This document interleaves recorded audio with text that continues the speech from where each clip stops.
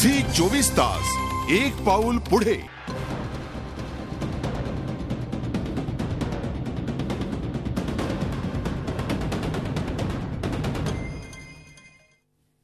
ब्रेकनंतर स्वागत. आपल्याला सामाजिक जीवनातून उठवण्यासाठी हे सारं षडयंत्र आखलं असून आपल्या विरोधात अत्यंत नियोजनबद्ध पद्धतीने आरोप केले जात असल्याचा दावा लक्ष्मण मानेंनी केला आहे.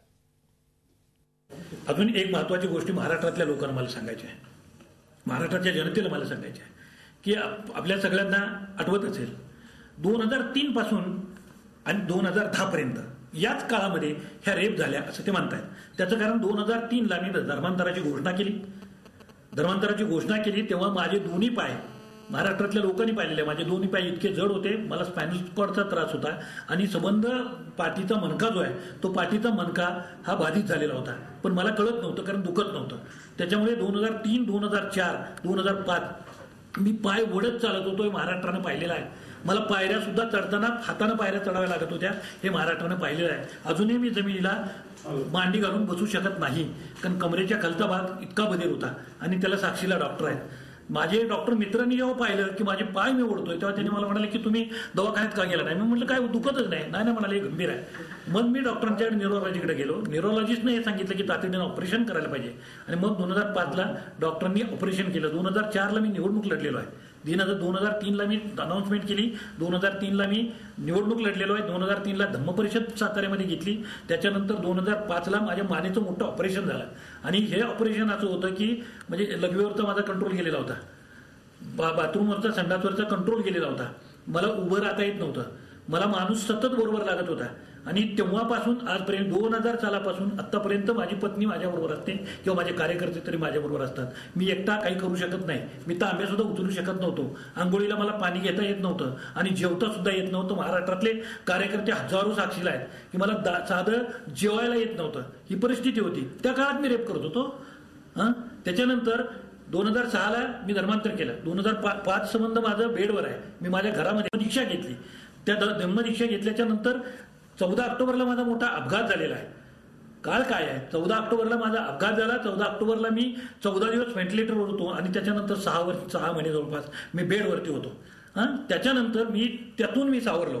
पुन्हा धम्मदीक्षा घेतली असताना संबंध राज्यभर मी धम्मयात्रा काढली आणि धम्मयात्रा काढून रेसकोर्सवरती 2007ला मे महिन्यामध्ये मी लक्षावधी लोक घेऊन धर्मांतर केलं. या सगळ्या प्रक्रियेमध्ये माझ्याबरोबर माझी पत्नी आहे.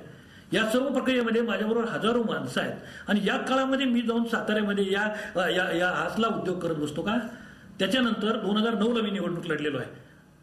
2007ला माझी मोठी कॉन्फरन्स झालेली आहे. 2008ला ही धम्मदीक्षा प्रमाणपत्र वाटायचं काम झालेलं आहे आणि 2009ला मी निवडणूक लढलो आणि 2010ला माझी 61, 2010ला माझी 60 झाली, 2010ला 61 झाली आणि 61च्या कार्यक्रमाच्या वेळेला लक्षात असं आलं की शिक्षक आणि हे जी मंडळी आहेत तर यांनी काहीतरी बंडखोरी केलेली आहे. ते जेव्हा लक्षात आलं त्यानंतर आम्ही संबंध संस्थेत कॅमेरे लावले. हे कॅमेरे लागण्यापर्यंतचीच मुदत का सांगतायत? जर कॅमेरे लावले नसते तर मी तुम्हाला आत्तापर्यंत ते चालू आहे असं म्हटले असते, पण कॅमेरा चालू असल्यामुळे संबंध संस्थेमध्ये ते पुढे सरकू शकत नाहीत. म्हणजे 2003 ते 2010 हा सगळा माझ्या आयुष्यातला परीक्षेचा काळ आहे की जेव्हा मला माणूस असल्याशिवाय बाथरूमला सुद्धा उभं राहता येत नव्हतं आणि माझे हजारो कार्यकर्ते याला साक्षीला आहेत. तर हा सारा बकवास आहे. हा बकवास आमची संघटना, आमचे कार्यकर्ते आम्ही सगळे रस्त्यावर उतरून याचं उत्तर मागितल्याशिवाय राहणार नाही. कारण याच्यातली एकही गोष्ट खरी नाही, एकाही गोष्टीची चौकशी नाही. काय कायदा केलाय सरकारनं? आपण सगळे इतक्या धोक्यामध्ये पुरुष आहोत. म्हणजे पूर्वी बाईला सांभाळायला लागत होतं, आता पुरुषाला सांभाळायला लागेल. या पद्धतीने सगळं कुणीही कार्यकर्ता बाहेरच कोणी राहणार नाही, सगळे पुरुष तुरुंगात जातील. बघितलं 1% तरी तुला गुन्हा दाखल होईल, बोलला गुन्हा दाखल होईल, धक्का लागला गुन्हा दाखल होईल. अरे हे दुसऱ्या टोकाला गेलं. आम्ही आयुष्यभर स्त्रियांच्या चळवळी चालवल्या आणि समतेसाठी आम्ही लढणारे लोक आहे, पण याचा अर्थ पुरुषांना असुरक्षित करा असा त्याचा अर्थ नव्हे.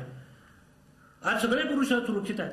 तुमच्या बरोबर काम करणारी तुमची एखादी सहकारी 10 वर्षापूर्वी माझ्या बलात्कार केला असं म्हटली तर काय शंका करणार कोण?